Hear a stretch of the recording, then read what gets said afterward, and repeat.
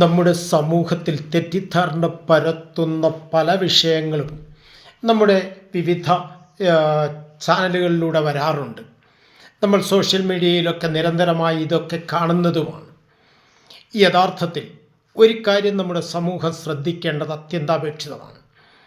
ഒരു ഉന്നത സ്ഥാനീയനായ വ്യക്തി, അത് ആധ്യാത്മിക ആചാര്യന്മാരാവട്ടെ, സന്യാസിമാരാവട്ടെ, തന്ത്രിമാരാവട്ടെ, നമ്മുടെ തിരുമേനിമാരാവട്ടെ, ആരുമായിക്കൊള്ളട്ടെ, അവരൊരു കാര്യം പറയുന്നതിൻ്റെ സാധ്യാസാധ്യതകൾ ഒന്ന് വിലയിരുത്തി മാത്രമേ അതിനെ പ്രമാണമായി സ്വീകരിക്കാവൂ.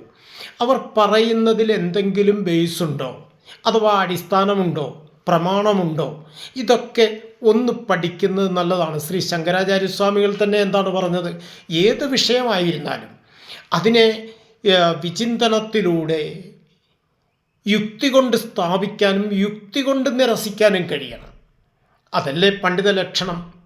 അതുകൊണ്ട് ഈ കാര്യങ്ങൾ നമ്മുടെ സമൂഹത്തിൽ ഇത് കാണുന്ന, ഈ വീഡിയോ കാണുന്ന എല്ലാവരും ഒന്ന് ശ്രദ്ധിക്കേണ്ടതാണെന്ന് പ്രത്യേകം അറിയിക്കുകയാണ്. എല്ലാവർക്കും നമസ്തേ.